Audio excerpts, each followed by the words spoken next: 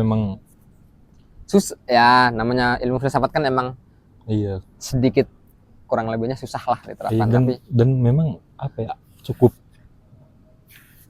bertolak belakang dengan pemahaman filsafat yang selama ini kita pahami ya, bahwa saya filsafat kan biasanya konseptual gitu kan, sesuatu yang abstrak gitu tuh. Nah ini termasuk filsafat yang praktikal. Yang praktikal, yang memang bisa istilahnya ada rumus-rumus, ada langkah-langkahnya yang bisa diterapkan dalam kehidupan sehari-hari. Nah, terus terkait ini lagi nih, ada di sini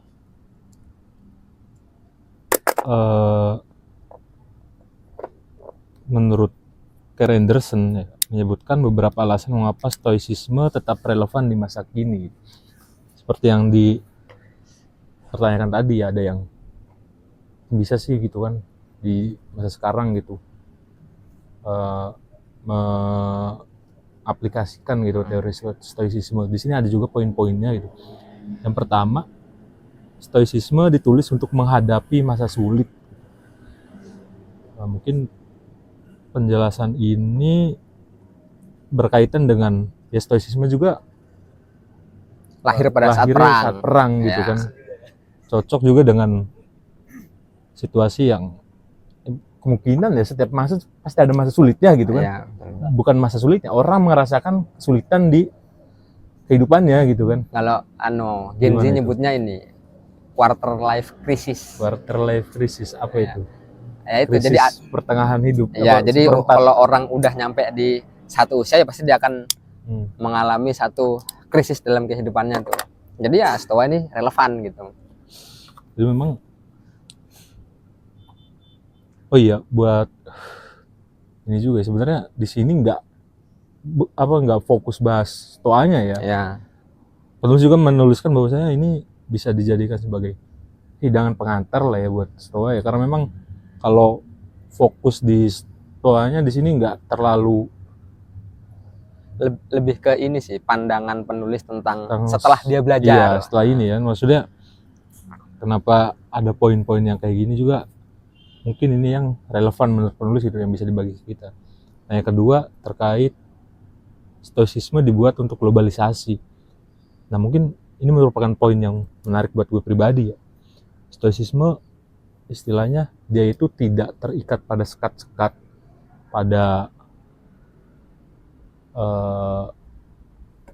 dunia yang dirasa semakin terpolarisasi gitu. Ada kiri, ada kanan, ada konservatif, ada yang liberal gitu, ada identitas suku, bangsa, agama atau apapun gitu. Stoicisme itu terlepas dari itu semua, dan juga stoicisme bukan suatu ajaran yang istilahnya suatu agama atau kepercayaan tertentu gitu, dan bisa diterapkan di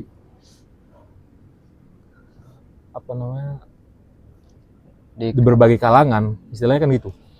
Nah, cuma di sini poinnya stoicisme dibuat untuk globalisasi. Itu menurut Mas Ali gimana? Setuju nggak terhadap poin ini?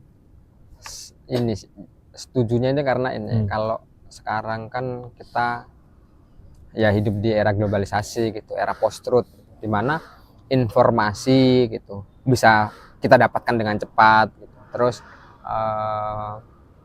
apa ya, di mana pembatasan atau sekat gitu yang dimaksud, ada paham kiri, ada paham kanan gitu, ada yang lain gitu. Nah, Stoa ini hadir dengan melihat ini manusia itu lebih ke arah apa ya nyebutnya ya,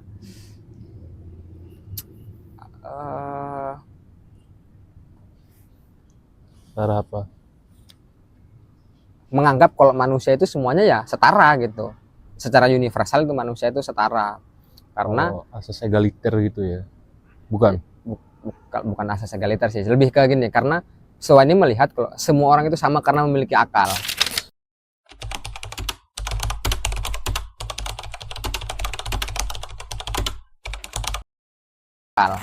Gitu. Karena munculnya persepsi itu kan dari akal tuh, dari akal pikiran. Jadi dia tidak membedakan, oh ini agama ini gitu. Karena agama biasanya yang harusnya dari itu ya, hak asasi lah ya intinya, yang yang udah didapat ketika manusia itu lahir ya. Manusia itu punya hak yang kayak gitu ya. Ya kurang lebih seperti itulah. Jadi ya Stoa ini relevannya gitu. Karena dia menganggap semua manusia itu sama gitu, terlahir dengan memiliki akal, terlahir dengan cuma mungkin dibedakan oleh tempat dia bertumbuh dan berkembang gitu.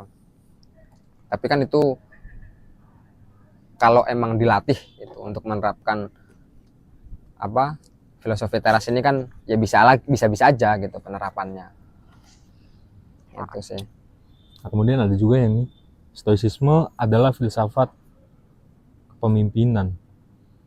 Nah, di sini dijelaskan kepemimpinannya bukan sebatas memimpin tim, memimpin organisasi atau memimpin wilayah tertentu.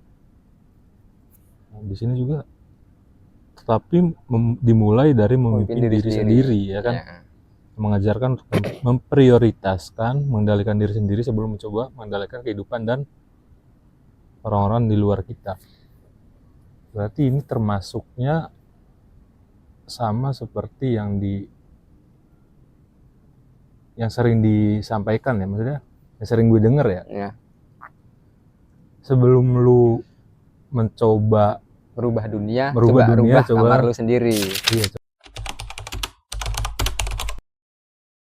Iya, cobalah rubah kamar lu sendiri gitu kan. Berarti dijelaskan juga di filsafat stoik ini ya, bahwasanya ya sebelum lu lakuin hal-hal yang besar gitu kan, mulai dari hal kecil dulu gitu, atau gimana?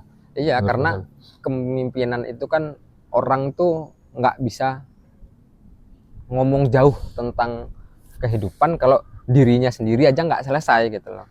Justru ya namanya ilmu filsafat gitu kan ya, ini jadi cukup filosofis juga gitu. Kalau seandainya ilmu kepemimpinan itu ya bukan cuma memimpin organisasi, perusahaan, terus lingkupnya universitas, misalnya sekolah dan lain-lain, tapi ya memimpin diri sendiri gitu. Sejauh mana dia bisa memanajerial person gitu, baru dia bisa memanajerial hal-hal yang lebih besar daripada dirinya sendiri. Berarti ini kan menurut pandangan ini ya, ya sebelum lu melangkah keluar gitu kan, ya selesaikan dulu apa yang ada di dalam diri lu gitu kan.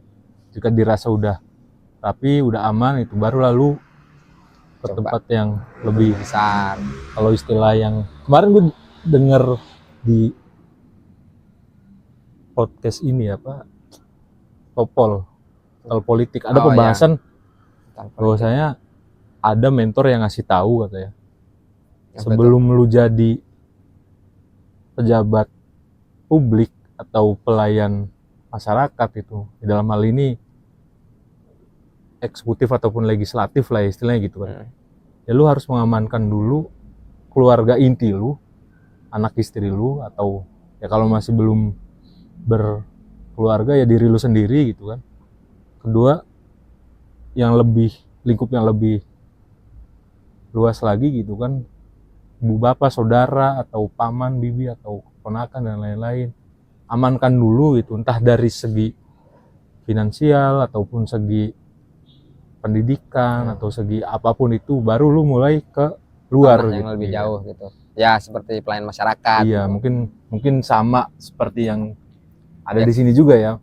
Entah itu ngambil dari stoicisme ataupun dari ajaran-ajaran lain gitu, karena memang banyak kemiripan-kemiripan yang terjadi kan. Ya, karena mungkin orang tanpa belajar stoicisme ini ya, terkadang mereka tuh ada beberapa orang yang emang sudah memakai konsep ini gitu.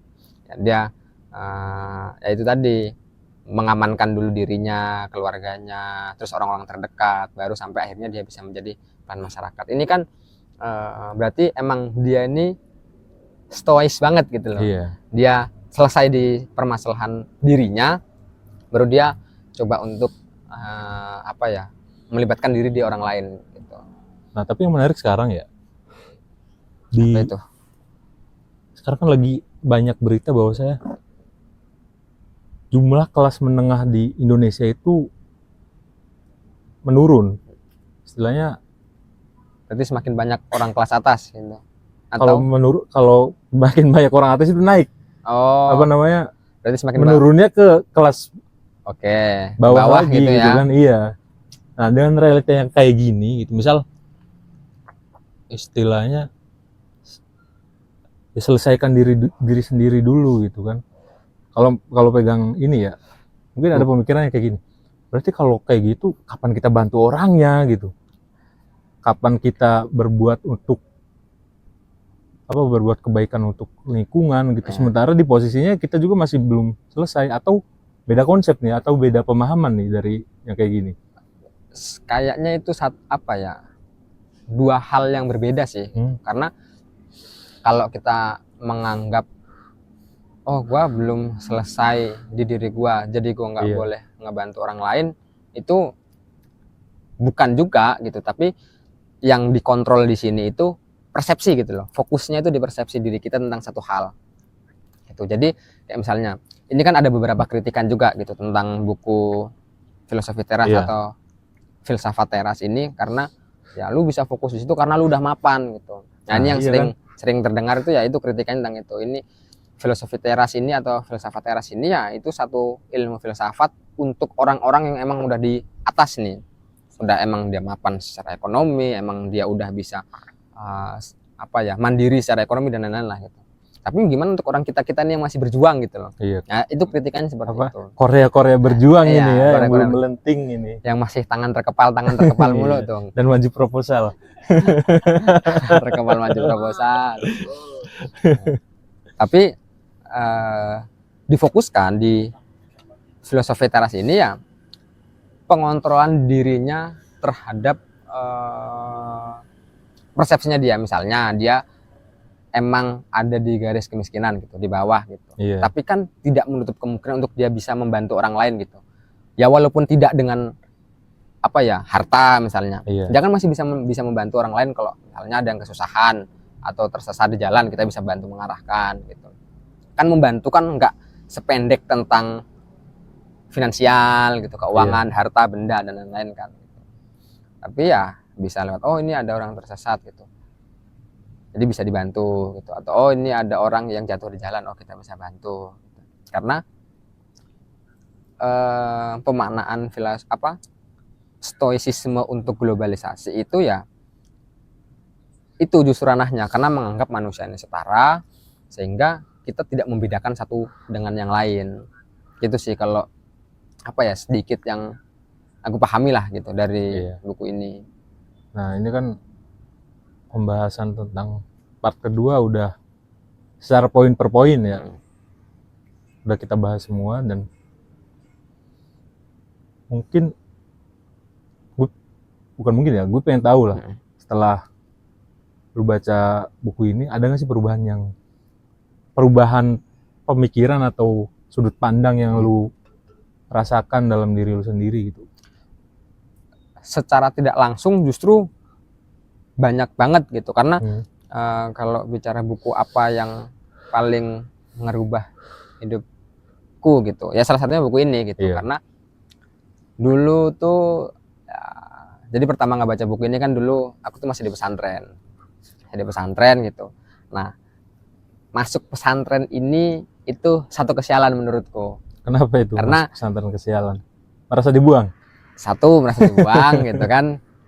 Emang jadi dulu tuh emang ya sedikit bandel lah, anak muda gitu ya. Jadi sekolah di satu sekolah awalnya di Sulawesi, ternyata ada satu permasalahan, akhirnya dikeluarkan dari sekolah itu gitu, terus masuk di pesantren gitu. Ini nih cikal bakal santri-santri nakal nih, orang-orang kayak gini ya.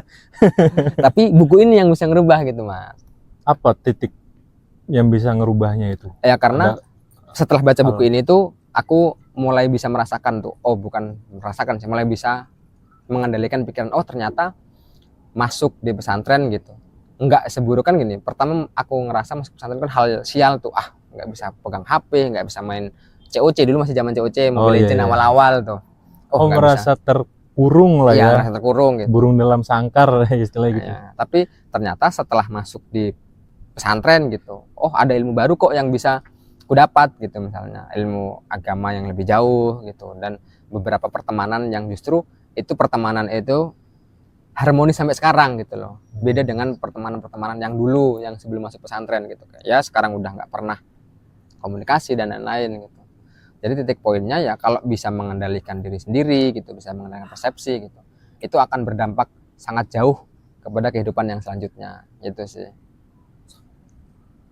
Oke, berarti memang ada hal yang bisa merubah persepsi ya. Maksudnya bukan ada hal yang bisa merubah ya. Dengan membaca buku ini ada perubahan signifikan yang lu rasakan lah ya setelah selesai baca ini. Jadi Itu lebih udah. ke nggak ini sih, nggak punya, atau bukan nggak punya, tapi nggak berekspektasi terlalu jauh. Jadi kayak kadang tuh di sini juga dijelaskan tuh orang itu kesulitan atau orang itu tersakiti lebih banyak dalam pikirannya. Gimana itu? Lebih banyak dalam pikiran kayak dia apa namanya, takut untuk memulai, terus dia merasa sial karena satu hal dan lain-lain gitu. Ternyata setelah dilakukan, misalnya setelah pencurian tadi yang dicontohkan gitu, ternyata satu pencurian itu karena dia dicuri gitu misalnya, setelah itu dia bisa gua sekarang nggak ada laptop, ya udah gua kerja lagi, nanti bisa dapat laptop yang baru gitu, dengan fokus terhadap apa yang dia bisa kerjakan dan tidak cuma sakit di pikirannya doang. Dia akan mendapatkan satu hal yang baru tuh, atau satu hal yang lain yang ya itu nilainya akan sama gitu dengan apa yang sudah hilang. Itu memang itu di pembahasan selanjutnya ya, maksudnya ada. Ya ini kan karena memang masih awal dan ya, tapi ini kan mungkin ini pendapatku ya gitu. Aku juga aku juga mungkin masih belajar juga gitu tentang penerapannya filosofi ala Zeno gitu kan. Masih belajar juga untuk menerapkannya, tapi ya kadang juga masih kayak ini hal-hal menyebalkan itu juga muncul di pikiran gitu, karena belum bisa 100% menerapkannya kan. Jadi mungkin ada beberapa hal nanti yang mungkin kiranya nggak sepakat gitu ya, mungkin ya it's okay, pendapat pribadi masing-masing setelah membaca buku kan. Artinya dari buku ini ada pandangan baru lah ya terhadap persepsi yang dirasakan. Nah, gue menarik yang tadi sih sebenarnya terkait ya langkah baiknya gitu kan, kita memimpin diri sendiri gitu kan, ngatur istilahnya selesaikan diri kita sendiri terlebih dahulu gitu, dalam artian selesaikan secara persepsi gitu kan, bukan kita harus selesai, kita harus mapan gitu kan, nggak sampai ke sana gitu. Iya. Nah, cuma mungkin ada banyak juga kasus gitu kan, terutama yang gue alami sendiri ya. Sebenarnya gue ini nggak kayak ada di satu momen gue ini belum dirasa belum pas melakukan suatu hal gitu, tapi nggak ada pilihan, gue harus ngelakuin itu. Tapi di diri gue, di persepsi gue rasanya kayak belum pas deh. Nah, kalau kayak gitu bisa bertentangan sama yang kayak tadi nggak sih? Jadi ada kerugian atau hal negatif yang timbul nggak sih ke depannya gitu? Ya kalau seandainya ini kan emang karena fokusnya di persepsi gitu dan akal kita gitu, ya mungkin karena dua tujuan filosofi teras ini, ilmu filosofi teras ini, yang pertama adalah menghilangkan pikiran positif ya pikiran negatif gitu. Iya. Mengendalikan mengendalikan gitu, ya pengendalian terhadap itunya sih, pengendalian terhadap pikiran negatif yang takut akan satu hal itu kan ada empat nilai yang dimaksud setelah yang kedua itu sampai tahap kebijaksanaan ya. Setelah kebijaksanaan kan ada keadilan dan keberanian. Nah, ya keberanian itu untuk ya sudah ngejalanin aja gitu, tapi bukan dengan pikiran yang negatif gitu loh. Gimana sih nyebutnya ya? Ya lebih ke mengendalikan hal-hal yang emang sebenarnya itu nggak tentu terjadi kok, belum pasti. Gue nggak ada pilihan lain selain ngejalanin ini gitu misalnya. Ya jalanin dengan enjoy aja, dengan mengontrol hal-hal yang lagi-lagi dengan mengontrol yang bisa dikontrol itu dalam diri kita itu ya. Iya.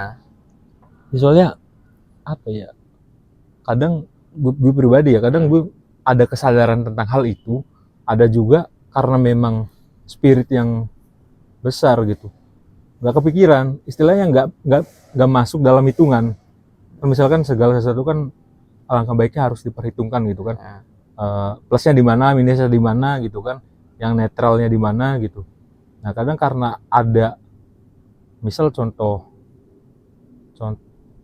yang lebih nyatanya itu, misal ada tawaran tertentu, misal di saat kita punya semacam aktivitas reguler, ditawarin part time atau job sampingan gitu, Ya. yang memang itu di dalam apa ya, di dalam keahlian kita.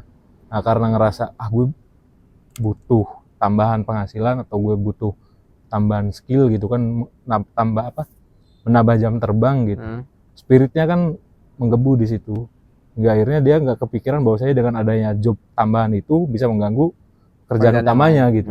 Nah yang kayak gitu-gitu kan ada momen kita sadar, ada momen kita nggak sadar gitu. Ya. Nah untuk bisa membangun kesadaran itu ada penjelasannya nggak sih di sini maksudnya, atau yang pernah lu rasain gitu? Untuk ya mungkin kalau itu sih sifat manusia ya, namanya serakah. Balik ke gitu. personality masing-masing ya? Ya kalau misalnya job yang ditawarkan itu emang sesuai gitu sama apa yang dia kemampuannya dia gitu. Iya. Yang nggak menutup kemungkinan semua orang gitu ya akan mau aja, oh ini sampingan kok gitu. Iya. Yang penting masih bisa ngejalanin utama. Tapi setelah dijalankan misalnya ternyata bisa keteteran 50-50 atau ya, mungkin tekanan di job yang sampingan ini lebih besar gitu. karena sangat berdosa gitu orang yang menyesali apa yang sudah dia lakukan gitu loh. Kayak Sangat misalnya berdosa. iyalah, dia udah menentukan dia mau ngelakuin ini, harusnya dia jalankan dengan berani gitu.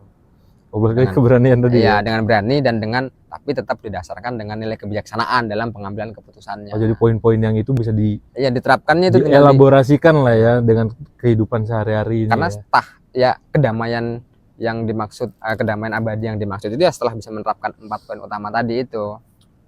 Oke, berarti